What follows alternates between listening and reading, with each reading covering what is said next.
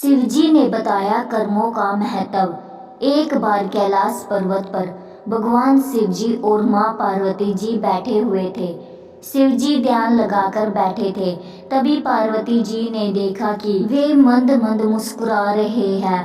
पार्वती जी के मन में प्रश्न उठा कि आज महादेव ध्यान मुद्रा में भी क्यों मुस्कुरा रहे हैं। उन्होंने भोले बाबा की समाधि समाप्त होने पर उनसे पूछा, स्वामी, मैंने आपको पहली बार समाधि में मुस्कुराते हुए देखा है, इसका क्या कारण है। शिवजी ने उन्हें बताया कि उनके एक भगत और उसकी पत्नी की बातें सुनकर वे मुस्कुरा रहे थे।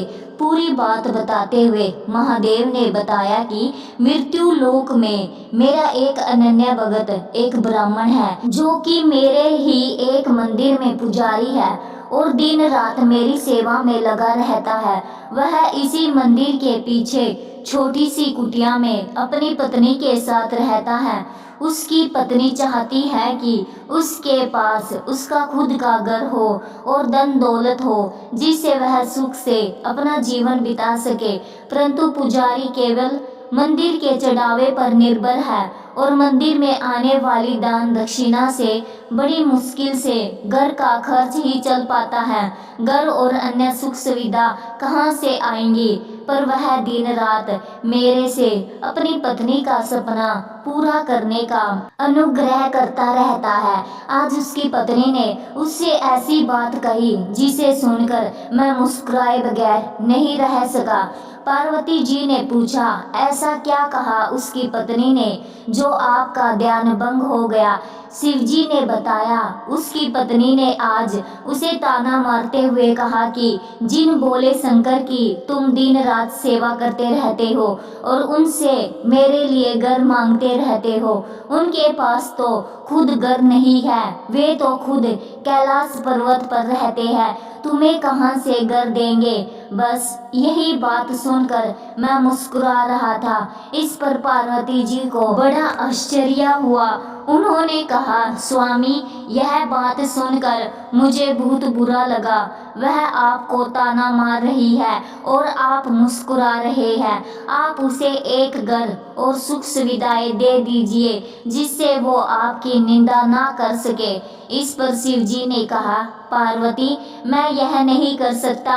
ये सभी प्राणी तो मृत्यु लोक में रहते हैं, अपने पिछले जन्म के और साथ ही इस जन्म के कर्मों का फल भोग रहे हैं और जैसे ही इनके कर्मों का फल इन्हें मिल जाता है तो इन्हें सभी प्रकार के सुख मिलना शुरू हो जाते हैं और अंत में वे मुक्ति पा जाते हैं। इसलिए इसे मृत्यु लोक कहा गया है। मनुष्य बार बार जन्म लेकर अपने कर्मों का हिसाब चुकाता है। यह कर्म भूमि है, बिना कर्म के गति नहीं है।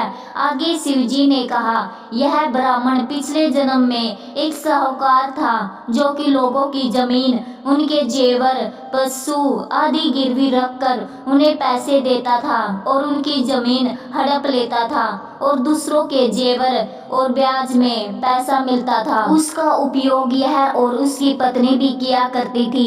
इसी कारण आज इस जन्म में इसे घर नहीं मिल सकता और इसकी पत्नी जिसने उन वस्तुओं का उपयोग किया वह भी इसके साथ यह कर्म फल भोग रही है। इस जन्म में यह मेरी सेवा कर रहा है, जिससे इसके कर्मों के फल में जो कष्ट मिलने थे वे मेरी भक्ति के कारण इसे नहीं मिल रहे हैं। इसका जीवन शांति से कट रहा है, पर जब तक इसके कर्मों का हिसाब पूरा नहीं होता इसे घर और अन्य सुविधाएं नहीं मिल सकती। यही विधि का विधान है। पार्वती जी ने कहा, यह तो ठीक है, पर इसकी पत्नी जो आपकी निंदा कर रही है उसका क्या।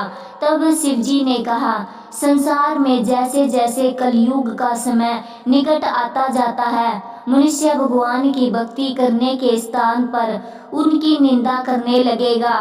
यह सृष्टि के आरंभ में ही लिखा जा चुका है। जो व्यक्ति इस कठिन समय में मेरी सेवा करता रहेगा उसको इस मृत्यु लोक से मुक्ति मिल जाएगी। हर हर महादेव। धन्यवाद दोस्तों।